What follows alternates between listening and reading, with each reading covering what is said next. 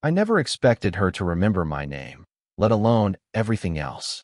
The first time I noticed her was at the little corner cafe near my apartment, the one with the chipped tile floor and the faint smell of boiled milk. She was sitting by the window, a paperback splayed open in front of her, one hand twisting a strand of her hair, the other resting on a steaming mug. I had walked past her 3 times that week, always hesitating to order, always hoping I'd catch her looking up and smile. The 4th time, she did. Her eyes flicked toward me as I fumbled with the coffee machine, and for a moment, I felt like someone had pressed pause on the world. She didn't say anything, not yet, just tilted her head slightly, like she was weighing something that didn't matter to anyone else but her. "I'll have the usual?" I asked, almost automatically, because I knew she'd know. Her lips quirked. "You mean the black coffee that's too strong even for you?" I swallowed and nodded, embarrassed I hadn't come up with a better defense. The corner of her mouth lifted, a little, and it was absurdly bright against her otherwise calm expression. That tiny lift was enough to make me pause, to notice the way her hands moved, how she folded the napkin under her mug with careful precision, how she adjusted her bracelet when the sunlight caught it. I wanted to watch her do everything and nothing at the same time. I sat across from her that day, pretending to read a text I hadn't sent, pretending to scroll through a screen I'd already stared at too long. My thumb hovered over words I'd never type, messages I'd never send. Silence had a weight, and in that cafe, with her across from me, it felt almost bearable. Almost. "You come here often?" she asked eventually, not looking up, just turning the page of her book with deliberate slowness. "Maybe too often," I said, "because there's no graceful way to admit you've been watching the same woman, day after day, without noticing the clock ticking." She hummed, a sound so soft I wasn't sure it was meant for me. Then she asked about the book, and I stumbled over my words, fumbling explanations like a kid explaining the color of the sky to someone who already knows. And I realized, in the middle of that quiet chaos, that I was lonely in ways I didn't like to admit. Lonely enough to memorize someone else's schedule, someone else's coffee order, someone else's small, unconscious gestures. Her laugh came unexpectedly when I mispronounced the author's name. It wasn't loud or performative, just a soft exhale, one that made my stomach tense and release in the same heartbeat. I caught myself flicking my eyes toward her hands, noticing how they hovered over the page, how she tucked a loose strand of hair behind her ear, how the sunlight caught a fine line of gold in her bracelet. Tiny things, all of them. And then, just as I thought I might drift into the sort of silence that becomes permanent, she pushed the book aside and slid a folded piece of paper toward me. "For you," she said. I looked down. A note. Neat, unassuming, but impossible to ignore. I didn't open it immediately. I stared at it, the corner of her mouth quirking again, her eyes holding a secret I wasn't ready to ask about. The bell above the door jingled. People came and went. I kept my fingers on the paper, pretending to check my phone. I didn't know then what she was giving me. I didn't know if it was an invitation, a warning, or something I'd regret reading. But I knew I would. And somehow, that was enough to make the day stretch longer than it should have. Enough to make the quiet cafe feel like the edge of something I wasn't sure I wanted but couldn't walk away from. This opens with male POV, hesitant and reflective, introduces the neighbor's attraction through micro-moments, shows loneliness via unsent texts and paused thoughts, and ends. I found myself at her door the next evening, the envelope from the cafe folded neatly in my pocket. I had no plan beyond handing it back, pretending I'd accidentally left it behind. She opened the door before I could knock, hair pulled into a loose knot, sleeves rolled up to her elbows, a faint scent of laundry detergent and coffee in the air. "You came back," she said, not a question, just a statement. Her eyes lingered on mine long enough to make me feel exposed. I left this," I muttered, sliding the envelope across the small table. She picked it up, brushing her fingers over mine briefly, a touch so slight I almost imagined it. She tilted her head, reading my hesitation as if it were written on the lines of my face.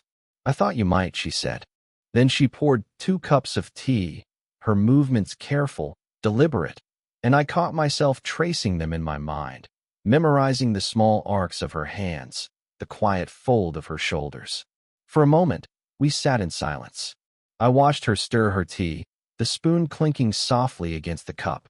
It occurred to me how rare it was, this kind of stillness, where I didn't have to explain who I was or what I wanted. And yet, that quiet carried a weight I couldn't name. "You ever regret things you didn't do?" she asked suddenly, her voice low, like she was speaking to the steam rising from her cup. I blinked, unsure how to answer. "Sometimes. Not often," I said, though the thought of her, her laugh, her glance, the way she seemed to notice everything about the world, was exactly the sort of thing I regretted not saying out loud. She smiled faintly, the kind that didn't reach her eyes completely, as if she was guarding something. "I remember once," she continued. "I was 12, and I snuck out to watch the sunrise by the lake. My mother never knew. I kept it to myself for years." Her gaze flicked away, and for a second, I saw the edges of her life that weren't meant for anyone else. That private, stubborn part that made her feel alive. I imagined what it would be like to be someone who could reach it, and then my mind spun quietly. Too young, too much risk, what would people think? I imagined scenarios where I said the wrong thing, where I crossed an invisible line, and felt my chest tighten without her noticing. We talked for another hour, small confessions, careful laughter, shared memories that didn't matter to anyone else. She helped me stack some dishes I'd brought over from my apartment, her hands brushing mine again, lingering longer this time, and I felt the heat of it even though it was nothing in the world but clean plates. Then, as I stood to leave, she placed a hand lightly on my forearm, just above the wrist, and said, "Be careful, all right?" I nodded, my throat dry, and smiled in a way that hid more than it revealed. That touch, so casual, so fleeting, carried the weight of unsaid things, permission, warning, longing. Walking back to my apartment, I realized I couldn't stop thinking about her. About the way she looked when she shared a tiny secret, about the soft insistence of her gaze, about the momentary warmth of her hand. I don't know why that moment stayed with me. Maybe because it felt like someone finally saw me. I stopped by her place a few evenings later, unsure if I even wanted to be there. The hallway smelled faintly of lemon cleaner and warm bread. She was in the kitchen, humming low, stirring something in a pot. I hesitated at the doorway. "You're late," she said, without looking up. Just a statement. No judgment, but nothing either. "I got caught up," I said, shifting my weight from one foot to the other. My hands itched for something to do. Pocket, counter, sleeve. Anything to avoid the way her eyes flicked to mine, measuring, waiting. She poured me a glass of water. My fingers brushed hers for the briefest second, and I froze, feeling a pulse where there shouldn't have been one. She didn't pull away. She just adjusted the glass, the movement smooth, careful. We sat at the small table, her stirring her tea with slow, deliberate strokes, me twisting the rim of my cup. We said nothing for a long while. The sound of the spoon clinking, the hum of the refrigerator, my mind chasing possibilities it had no right to. I noticed how her wedding ring gleamed under the soft light. Not that it was hers anymore, but its absence would have been a signal. Still, there it was, a mark of some past she didn't speak of. I couldn't decide if that made things lighter or heavier. "I ran into Alex today," she said abruptly, her voice even. She didn't look at me. "He asked about you." I nodded, pretending it was nothing. My stomach flipped. Alex, my friend, her son, wasn't the problem. But knowing someone else might notice made the air tighter, the room smaller. I shifted in my chair. She glanced at me, and I thought I saw the smallest flicker of something. Curiosity, maybe caution. I tried to focus on the steam rising from my cup, the uneven rim of the table. "I should have asked," she said, almost whispering, "how your project's going." Her eyes met mine for just a heartbeat, then returned to her tea. I opened my mouth, then closed it. My words failed me. Instead, I leaned a little closer, unconsciously, then thought better of it and leaned back. She hummed softly. I imagined what it would be like to reach across the table, to close the distance between us entirely, to touch her face. The sound of a key in the lock made both of us jump. She tensed, hands gripping her cup. I froze mid-breath. "It's just me," she said quickly, relief in her voice, but not all the way. Someone entering the apartment, someone real, pulled us back from the edge of a private moment we weren't ready to name. After they left, silence filled the kitchen again.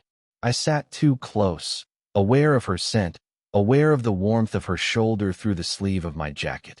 She looked up at me, half smile, half question. I almost reached for her hand, almost leaned in, almost, but didn't. And that almost, that suspended moment, hung between us, louder than anything we said. I left with my heart tight, replaying the near touch, the almost confession, the almost kiss. I didn't know what would happen next.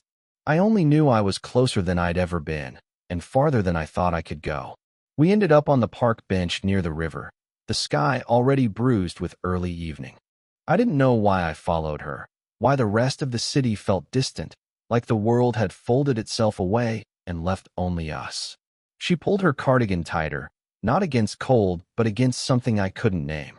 I noticed the small twitch of her fingers as she adjusted the edge of the sleeve, the way her eyes kept flicking toward the path we'd walked, as if she expected someone to appear. "You ever worry about being seen?" she asked softly, almost to herself. I glanced at her, trying to read what she meant. "By someone. By anyone," she said, shrugging slightly. Her voice was calm, almost casual, but I caught the tightness in her jaw. "That you're more than you should be." I swallowed. I wanted to laugh, to reassure, to say it wasn't true. But my throat was dry, my mind heavy with all the times I'd imagined being closer, imagined crossing some invisible line. Instead, I just nodded. There was a pause, long enough for the air between us to thicken. The distant hum of traffic. The faint splash of water against the embankment. The way her hand rested near mine on the bench, so close, yet not touching. She started, then stopped, twisting a strand of hair around her finger. I leaned slightly toward her, the impulse to speak, to say something honest, nearly overwhelming. I don't usually let someone see this side of me," she murmured finally. I wanted to ask her what she meant, but my voice got caught in my chest. Instead, I traced the rim of my coffee cup, pretending it anchored me. Her eyes met mine, then drifted, then back again. Something fragile, raw, hovered there. "It's complicated," she said. "More than it should be. More than I can handle sometimes." The words fell like stones in my chest. I wanted to reach for her, to tell her it was okay, that I didn't care about the rules or the eyes of the world. But I didn't. I let the silence answer for me, heavy and loud. I imagined her leaving the bench, the walk back to the apartment without me. I imagined all the small chances I'd never take. My chest tightened with jealousy, guilt, longing, all tangled together in a knot I couldn't loosen. I opened my mouth to say something, anything, but nothing came out. My hands twisted in my lap. She glanced at mine, then back at the river. She began again, quieter this time. "Sometimes I think about what it would be like if she didn't finish." The words hovered, unfinished, between us. And in that pause, I felt everything. Fear, desire, caution, longing. I wanted to close the gap, to lean in, to bridge the distance with something definitive. But I stopped, my breath shallow, my mind racing. We sat there, the city moving around us, the river reflecting light we couldn't touch. I didn't know what she wanted. I didn't know what I wanted. But I knew the question was there, unspoken, and waiting. The next week, she didn't answer my calls. Not immediately, anyway. Not that I called often, maybe twice. But the silence stretched longer than I expected, heavier than anything I'd felt before. I walked past her apartment one evening. Light in the window, curtains drawn halfway, but she wasn't at the usual table by the kitchen. I lingered, just outside, trying to convince myself it didn't matter. But my chest ached in ways I didn't name. A friend, Alex, mentioned her ex had stopped by unexpectedly. "Nothing dramatic," he said, "just a friendly check-in." I felt the floor tilt beneath me, though I didn't want to. My thoughts spiraled quietly, painfully. Did she laugh like she had with me? Did she look at him the way? No, stop. I kept busy.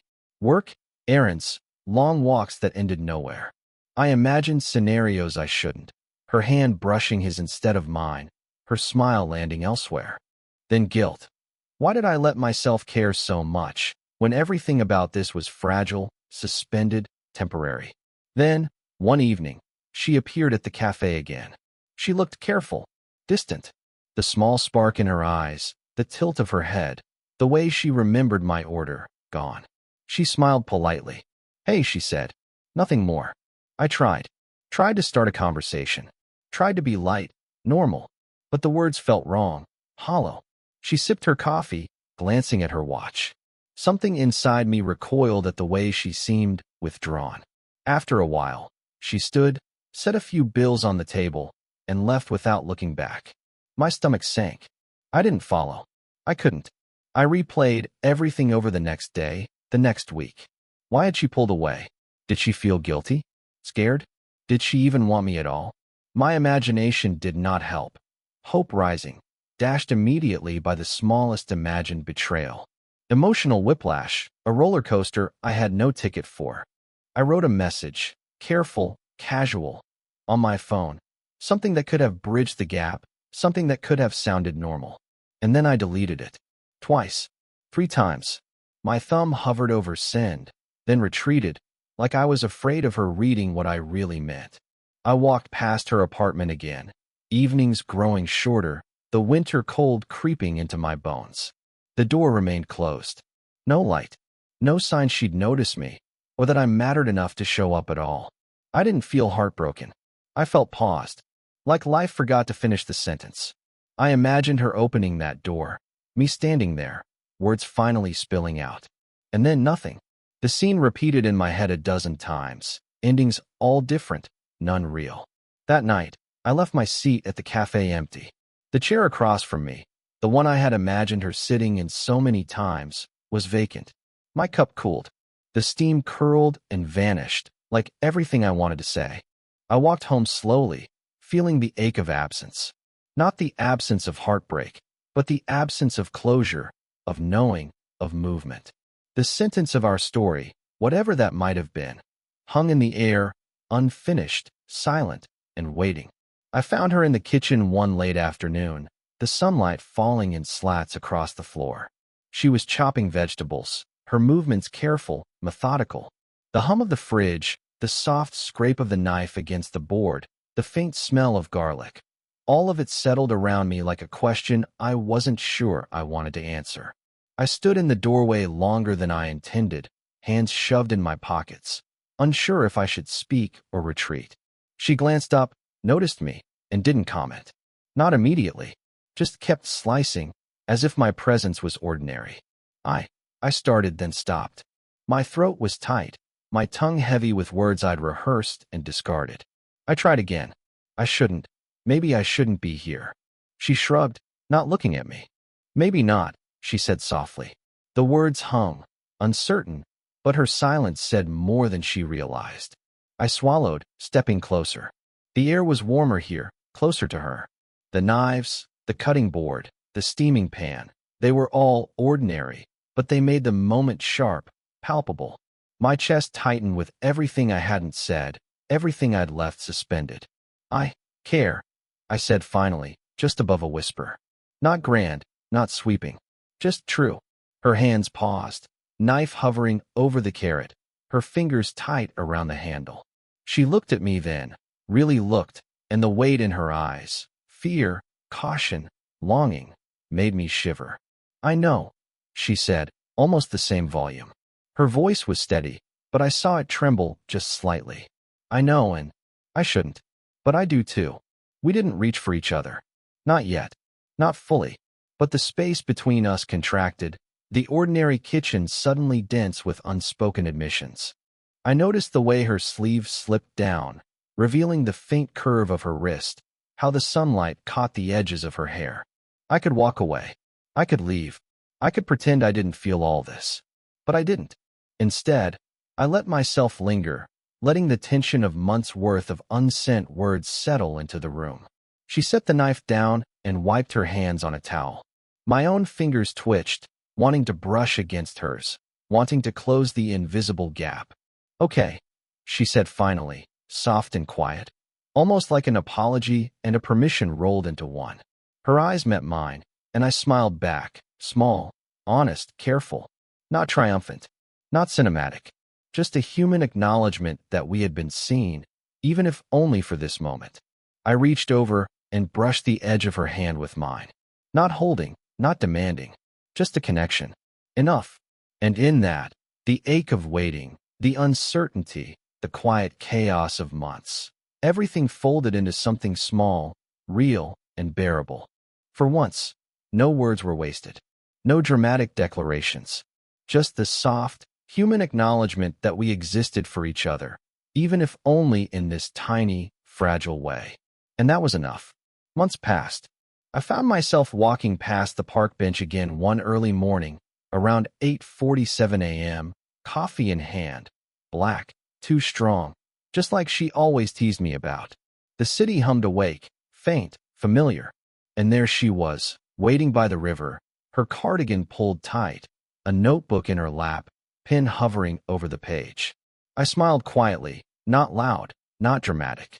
She glanced up, and her lips lifted in that same faint quirk that had made me hesitate months ago. No words, just acknowledgement. That alone was enough. We didn't rush into anything. We walked together slowly, talking about small things, plans for groceries, the cat she had taken in, the way the light fell through the cafe window at 6 p.m.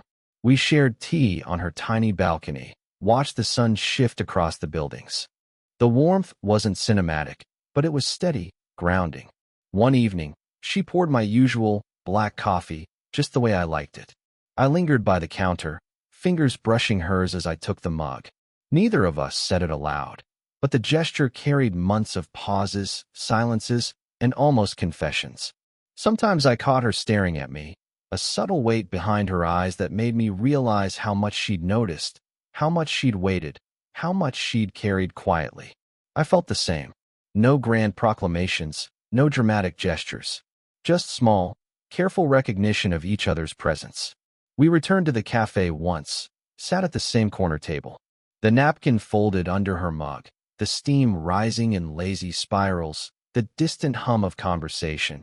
It all felt familiar, like returning to a room we'd already inhabited in memory. She didn't tease me this time, just handed me the envelope from months ago. I smiled, tucked it in my pocket. That little folded paper, once charged with uncertainty, now felt ordinary. Safe. There were days when routines shifted. She had work that kept her later. I had lectures, errands, but we found quiet moments. The park bench, a shared slice of bread, the smell of coffee brewing at 6:59 a.m., simple things that reminded us we existed for each other in ordinary life, and that sometimes ordinary was enough. One late afternoon, I noticed her fingering the edge of the counter, the way she always did when lost in thought. I reached out, touched her hand lightly. She didn't flinch. She didn't pull away. Instead, she rested her hand on mine, a soft acknowledgement of everything. The months of pause, the unsent words, the quiet tension that had brought us here. As we watched the sun dip behind the rooftops, I thought about all the almosts, the pauses, the near confessions. And I realized we had arrived, quietly, gently. No fanfare, no fireworks, just presence, just warmth.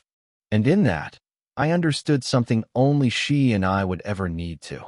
That love didn't have to declare itself loudly to exist.